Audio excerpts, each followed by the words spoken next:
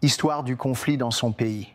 Cette région a été ravagée par la guerre à cause de la religion, de l'ethnicité et des minéraux depuis les années 1990.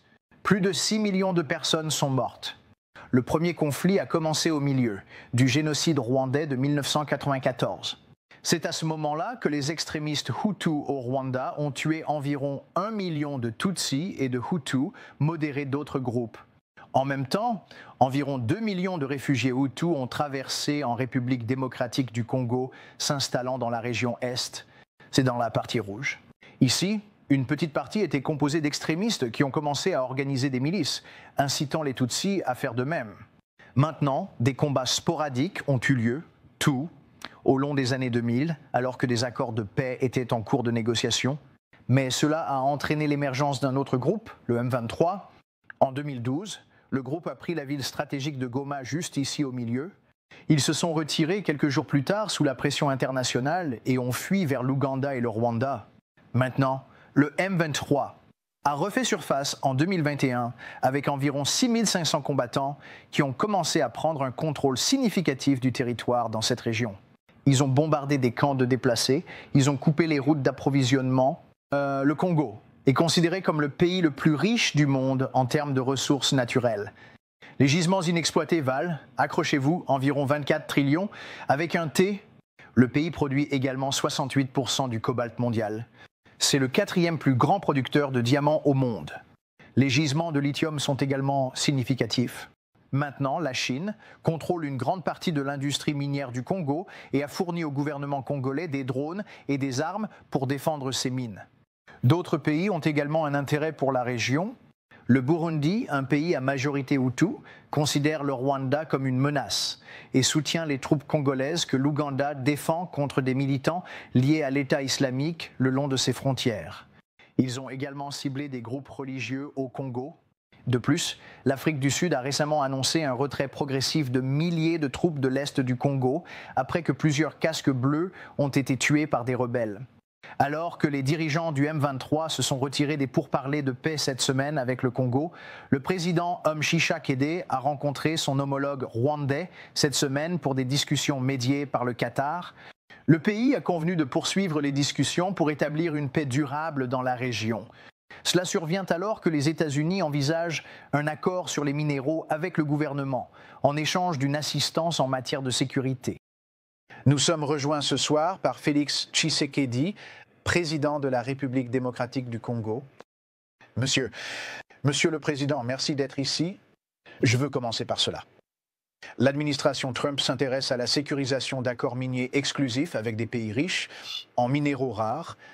Nous avons évidemment vu cela récemment avec l'Ukraine. Pouvez-vous parler des discussions pour un accord avec votre pays? Très bien, merci. Merci beaucoup. Bonsoir à vous.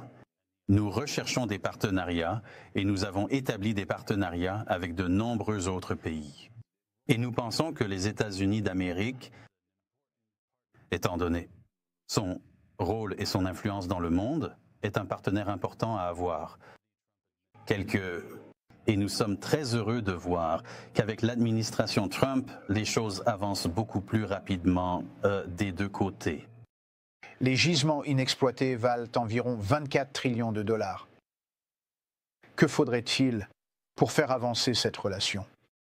Nous voulons extraire ces minéraux, mais aussi les traiter, car cela créerait beaucoup d'emplois.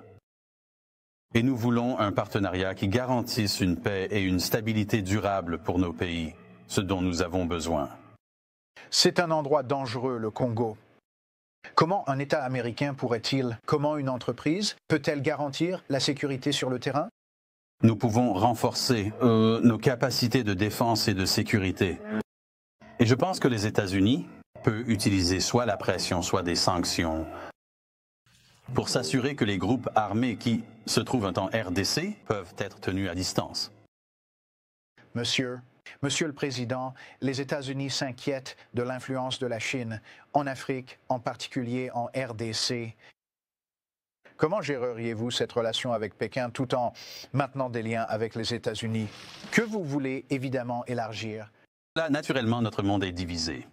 La nature a horreur du vide, comme dit le proverbe. Ce n'est pas que la Chine est en pleine expansion en Afrique. C'est plutôt que l'Amérique est en déclin en Afrique et nous serions très heureux d'avoir nos amis américains ici qui étaient plus présents que la Chine dans les années 70 et 80. Comment pensez-vous qu'un accord sur les minéraux, s'il se concrétise, bénéficierait aux Américains? Les entreprises de la Silicon Valley, société, savoir exactement ce que je veux dire. Et donc, je pense que ce partenariat aidera ces industries à développer des produits de plus en plus innovants. Je veux que vous abordiez, si vous le pouvez, et que vous parliez des combats dans l'Est de la RDC et comment comptez-vous les résoudre? La RDC a un pays voisin appelé le Rwanda, qui, il y a environ 30 ans, a connu un génocide. La communauté internationale, à l'époque, nous a demandé d'ouvrir nos frontières pour accueillir des flots de réfugiés qui fuyaient les combats et les massacres. Et depuis lors, malheureusement, la situation infernale qui régnait au Rwanda à l'époque a infiltré la République démocratique du Congo. C'est pourquoi nous insistons pour avoir des sanctions. Dernière chose, monsieur. Monsieur le Président, cela fait 50 ans depuis l'un des plus grands événements sportifs impliquant des athlètes américains. Les athlètes, le combat dans la jungle. Cela a eu lieu dans votre capitale, Kinshasa. 1 milliard de personnes ont regardé Muhammad Ali, qui était censé battre George Foreman lors de ce combat. Pouvez-vous parler de l'héritage de ce combat pour votre pays et les États-Unis? Oui, bien sûr. Nous nous souvenons encore de cet événement. Cela a vraiment galvanisé le peuple et a attiré l'attention de tout le monde. Ils s'entraînaient ici et chaque fois qu'ils allaient quelque part, les gens en parlaient. Nous avons vraiment connu un boom grâce à cela, ce combat historique qui a vraiment mis notre pays sur la carte. Nous avons vraiment beaucoup à offrir. Et tout ce que nous demandons, c'est vraiment une opportunité de vivre en paix. Eh bien, Monsieur le Président, nous vous remercions pour votre temps. Et nous avons hâte de suivre toutes les nouvelles en provenance du Congo et de la RDC. Et nous suivrons cette relation avec vous et les États-Unis. Merci beaucoup, monsieur. Merci, merci, merci beaucoup, monsieur. Merci.